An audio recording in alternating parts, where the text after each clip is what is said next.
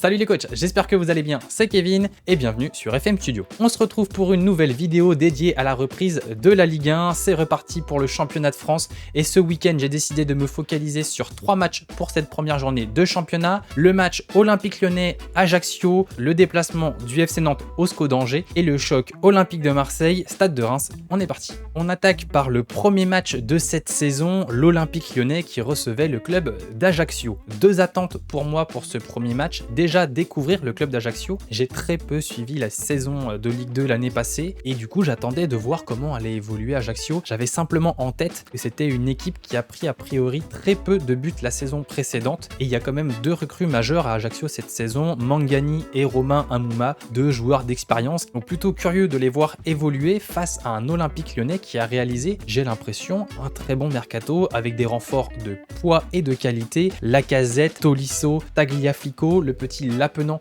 qui a réalisé un très bon match, on va revenir dessus. Et concernant le déroulement du match, on a eu une rencontre en 3 phases. Les premières 25 minutes avec un Olympique Lyonnais très dominant en 4-3-3 avec un jeu de transition et un pressing assez intense. On a vu un très grand TT, un Lapenant que j'ai trouvé redoutable et plein de sérénité au milieu de terrain. Et à la 26e minute de jeu, une sortie catastrophique de Lopez qui va écoper d'un carton rouge et là forcément ça devient plus compliqué. La réduction du score pour Ajaccio qui va revenir à 2-1 en transformant le penalty, c'est Thomas Mangani qui va marquer ce but là. Et après de la 26e à la 45e, on va avoir une équipe d'Ajaccio qui va en contre poser quelques difficultés à l'Olympique Lyonnais. On va passer pas loin de l'égalisation pour Ajaccio et finalement à la 47e minute de jeu, dans le temps additionnel de la première mi-temps, c'est Romain Amouma qui va écoper d'un 2e carton jaune, l'ancien Stéphanois qui va se rappeler au bon souvenir de l'OL et qui va malheureusement poser problème à Ajaccio qui va finir cette première mi-temps à 10 contre 10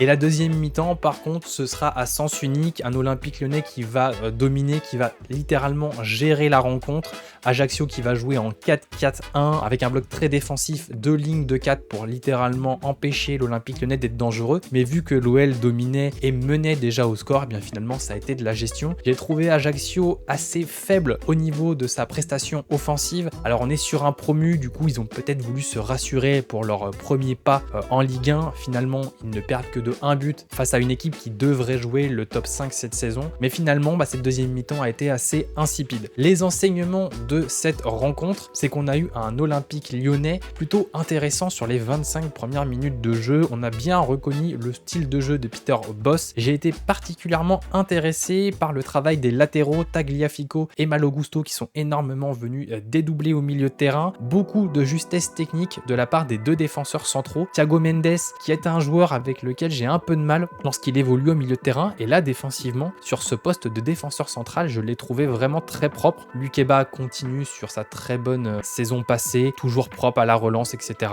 Il sait porter le ballon, c'est un vrai joueur d'avenir pour l'Olympique Lyonnais. Au milieu de terrain un duo Aouar-Paqueta plutôt propre, même si Aouar a été remplacé assez rapidement pour permettre à Rémi Rioux de remplacer Lopez suite au carton rouge du gardien lyonnais. Lapenant, le petit jeune en provenance de Caen, vraiment intéressant, je l'ai trouvé très serein au milieu de terrain, capacité également à se projeter vers l'avant. Il est à l'origine du premier but lyonnais avec une très belle passe dans la surface de réparation pour Lacazette qui ensuite va se servir de son corps pour dévier le ballon pour Tété qui va magnifiquement finir l'action. Tété, l'ailier brésilien, encore une fois décisif. Ses 6 premiers mois avaient été particulièrement intéressants à l'OL. Il a re-signé encore pour cette saison et là il va pouvoir s'éclater sur une année complète avec l'OL. Dembélé qui n'était pas présent sur ce match-là, Cacré, Tolisso qui est rentré en cours de match, Malo Gusto très intéressant sur le côté droit. Je suis curieux de voir comment va évoluer l'effectif lyonnais sur cette fin de mercato. Est-ce que Aouar va partir pour laisser une place de titulaire indiscutable je pense à Cacré? Est-ce que Lapenant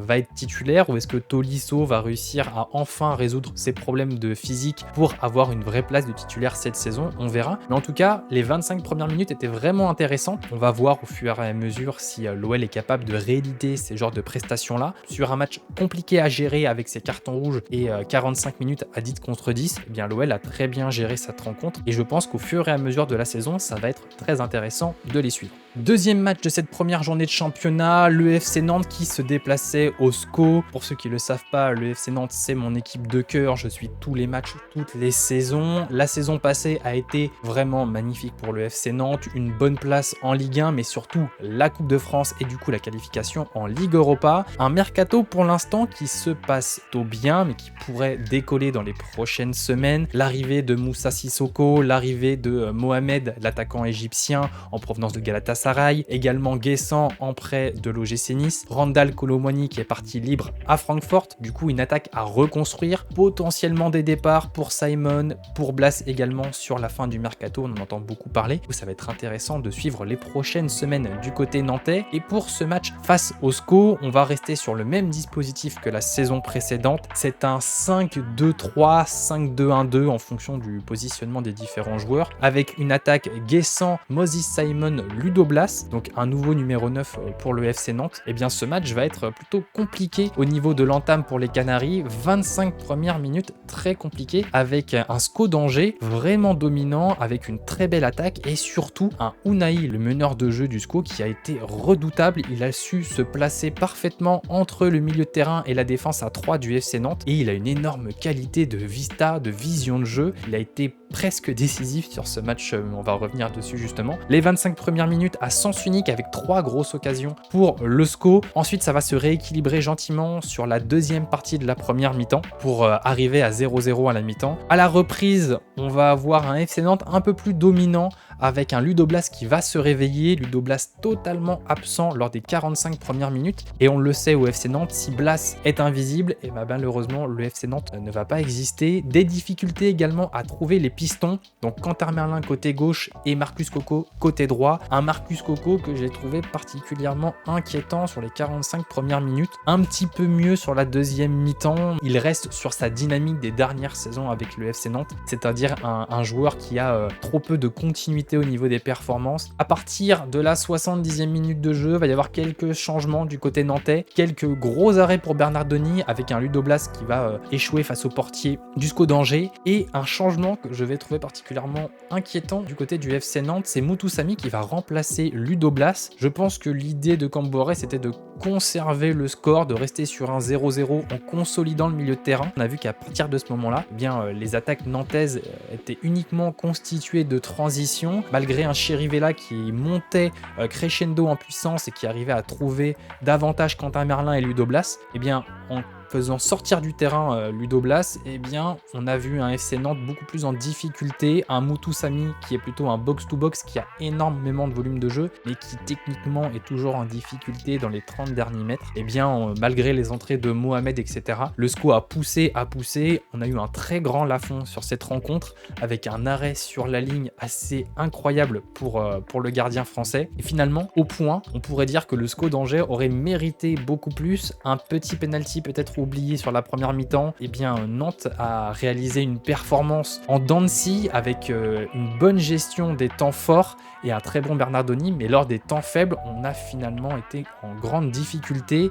Un Unai qui a loupé 2 grosses situations à l'entrée de la surface de réparation, il va malheureusement tirer au-dessus de la barre transversale. Il aurait mérité un but, le petit Unai. Superbe joueur, c'est le genre de profil qui pourrait me pousser à suivre un club, et cette saison à Angers, je pense qu'il va casser la baraque. Le SCO d'Angers plutôt intéressant. Du côté nantais, est-ce que Antoine Camboré va réussir à composer un 11 cohérent avec 3 joueurs offensifs qui vont réussir à se coordonner, à retrouver la même alchimie que la saison passée avec Randal Kolo Muani? Est-ce que Guessant sera titulaire? Est-ce que Mohamed sera peut-être associé à Guessant sur un double duo de numéro 9 en carte de départ de Moses Simon ou de Ludo Blas? J'attends également cette saison l'émergence de Mohamed Hachi, le jeune milieu français qui pourrait justement prendre la place de Ludo Blas en cas de départ. Mais pour l'instant, on ne l'a même pas vu rentrer. J'aurais aimé le voir rentrer à la place de Blas, lui qui a une vraie qualité de passe et de création. Et finalement, le coach a préféré une option un peu plus défensive. Donc un match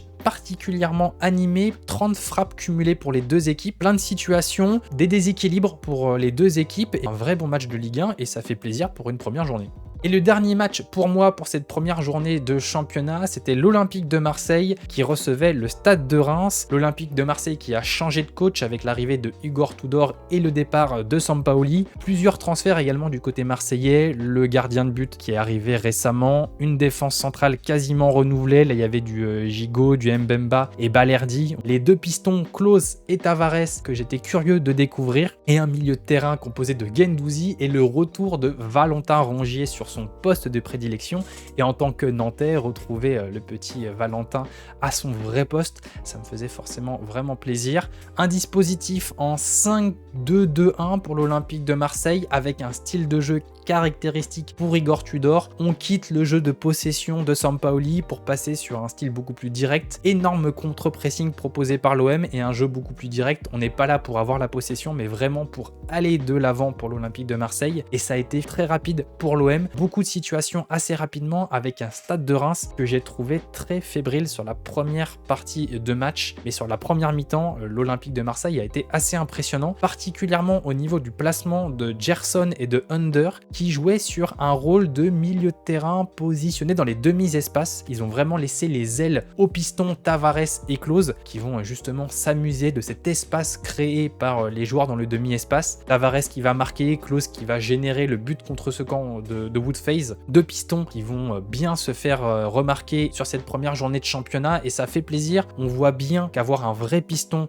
très offensif avec une qualité pour porter le ballon et proposer des bons centres, ça fait la différence. Valentin Rongier, la saison passée, sur ce poste-là, avait plutôt tendance à rentrer dans le milieu de terrain. Ça manquait de mordant sur le côté pour l'OL. Peut-être que justement Paul Lirola, sur cette philosophie-là aussi, pourra s'intégrer et être en rotation avec Klose. Il y aura la Ligue des Champions à gérer, donc je pense qu'il va choper un peu de temps de jeu également. Un Matteo Guendouzi au milieu de terrain que j'ai trouvé très complémentaire avec Rongier. Il a amené énormément de volume de jeu et on l'a vu lors de sa sortie, remplacé par Jordan Verretou. La reformation du duo nantais Rongier-Verretou à l'OM, c'était plutôt sympa. Mais à la sortie de Guendouzi, on a bien vu que l'OM manquait de mordant pour récupérer le ballon et c'est lors de la sortie de Guendouzi qu'on a vu le Stade de Reims aller gagner plus de duels et avoir plus d'options dans la surface marseillaise. Il y a eu un très bel arrêt du gardien en fin de match. L'entrée également de Bakambu et de Suarez, de Payet également pour remplacer les trois joueurs de devant et on a vu un changement de dispositif. Au lieu d'avoir une seule pointe, on a eu Bakambu et Suarez qui étaient vraiment alignés en duo devant et un Payet juste en dessous.